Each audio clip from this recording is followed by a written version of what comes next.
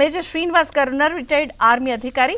వారితో మాట్లాడదాం. జరుగుతున్న పరిస్థితులు, పరిణామాల నేపథ్యంలో ఇది ఎక్కడి వరకు వెళ్తుంది? ఎందుకంటే ఇప్పటికే రాజ్నాథ్ సింగ్ కూడా దీనికి ఒక లాజికల్ కంక్లూజన్, లాజికల్ సమాధానం దొరికే వరకు కూడా ఇది ఆగదు అని ఆయన చెప్తున్నారు.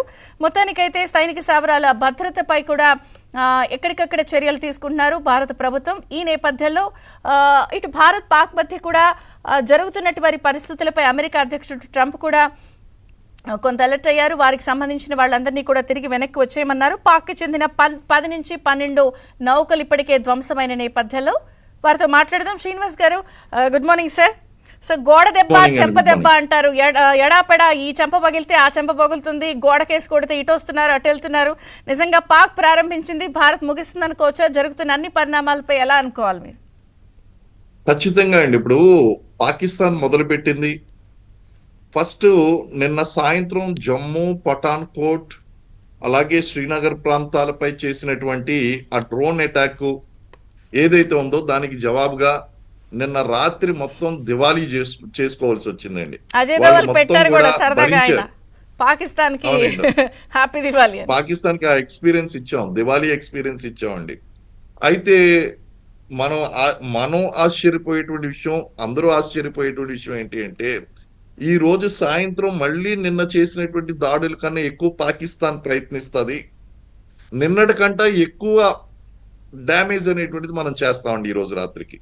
కారణం ఏంటి అంటే, పాకిస్తాన్ తన యొక్క చర్యలను ఆపనంత వరకు ఆ బార్డర్ సరిహద్దు గ్రామాల్లో జరుగుతున్నటువంటి ఆర్టిలరీ షెల్లింగ్, మోర్టార్ షెల్లింగ్ ఆపనంత వరకు మన యొక్క ప్రతీకార దాడులు అనేటువంటివి మరింత నష్టం చేస్తూ ఉంటాయి.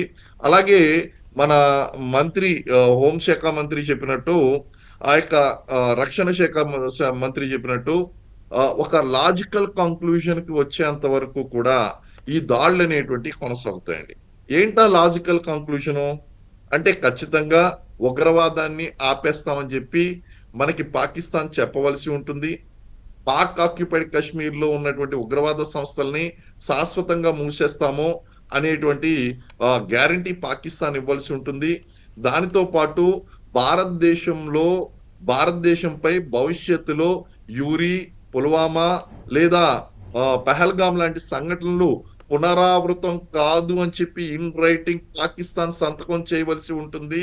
అటు పాకిస్తాన్ లో సంబంధం ఉన్నటువంటి, అక్కడ ఆవాసం కల్పిస్తున్నటువంటి ఎటువంటి ఉగ్రవాది దాడి జరిగినా సరే దానికి పాకిస్తాన్ బాధ్యత వహించవలసి ఉంటుంది.